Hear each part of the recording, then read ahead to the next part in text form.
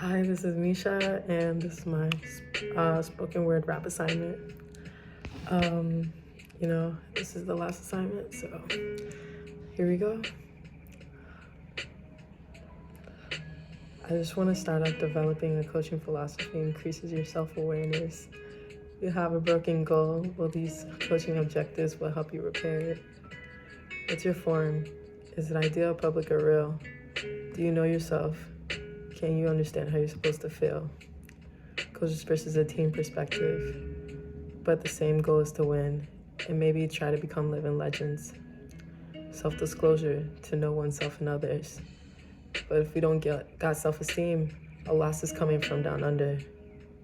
The goal is to win, but we need to have fun. Socially, physically, and psychologically, our team should unite as one. Development is key, striving to win. But there will never be a win if you're unwilling to commit. Commit to the ability to prosper the next day. But we need leadership and to make ethical choices every single day. Selecting a coaching style is difficult. We need to choose one that isn't pitiful. Submissive, cooperative, and command. The submissive style is definitely in high demand. But what about command? Nah, that's dictator energy. But being cooperative creates a vision for the team that's filled with good energy. I just want a strong team, culture.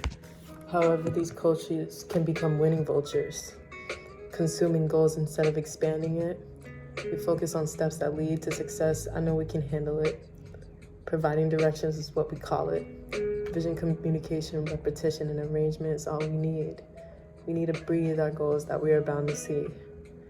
Forming organizational systems and social architecture for the team and culture. But we need team traditions, procedures, and management so we can have structure.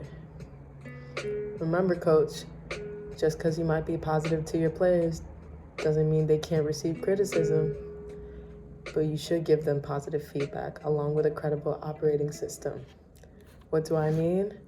I mean a visionary, a vision that can only be kept if you keep your word. You heard? Sending and receiving messages is communication. Active listening requires the visual to be patient. Auditory and kinesthetic learners are effective for the presence of a lesson. A coach that I have dealt with. Nonverbal learners go by what they see. Our eyes, hands, and gestures and facial expressions is what our energy reads. Content is the substance of a coach's mind, but emotion is what's portrayed in a coach's heart. Hopefully there isn't any ineffective communication that brings us back to the start. We listen to respond and not to understand, but an open ear usually has the upper hand. A revamp on active listening, but being passive requires silence that could put their issues on a faraway island. An incredible coach is usually conceited, talks more than what he knows and always heated. A naysayer is a downer. A backhanded compliment isn't effective for players that practice for hours. You want to be a judge? Well, your players are going to put your opinions under the rug. Are inconsistent fickle, putting us in a pickle? That sounds like my coach.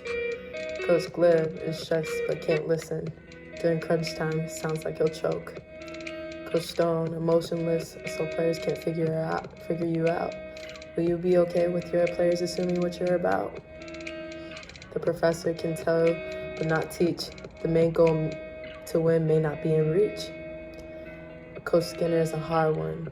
Extreme ways aren't always the way, so make a balanced way.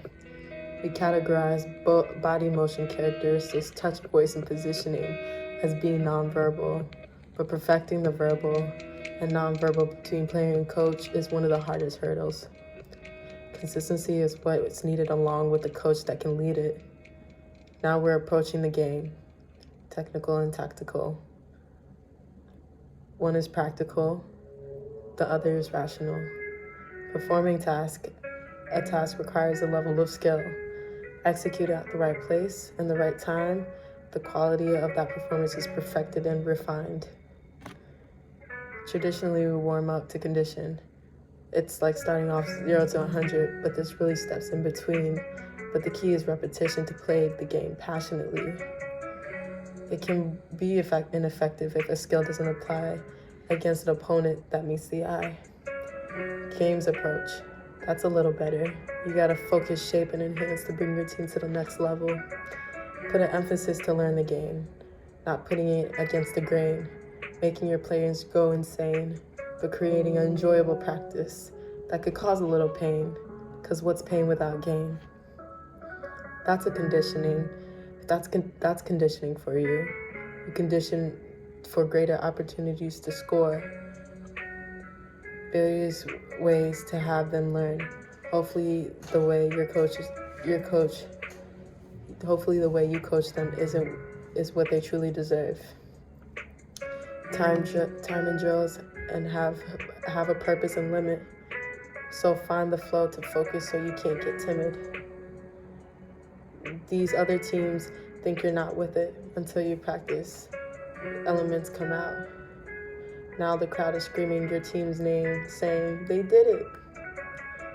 We call tactical skills. Reading the situation can help your knowledge build. Good decisions become your skill. Have a plan of action. Actions are louder than words. A game plan and strategy forms a team structure that a coach should prefer.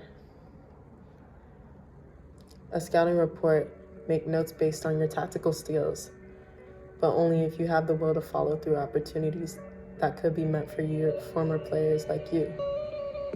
Read the situation and apply, because that tactical triangle can save scholarships that may slip by. Movement, perception, and concentration unite to prepare for game-like situations because we're ready to fight, not in that way. Tactical knowledge is what we should know, because as a coach, we know the rules and a game plan. Create situations for your team that provide the I can. Strength and weaknesses go hand in hand, but you're the coach. Be their biggest fan and be there for them. Once the bigger picture is understood, you can break down the bigger picture so everyone can understand. We're not always going to be good, but observe the decision in others so we can have more of a developed plan. To control your feedback, give your players something to think about. If they care, they'll find out what's wrong about their game, no doubt. Ask questions. You have the concept. Let them know. If they can perfect that skill, they'll put on a show. This is chapters 1 through 11. Thank you for your time. Have a good new year and be wise with your time. Bye-bye.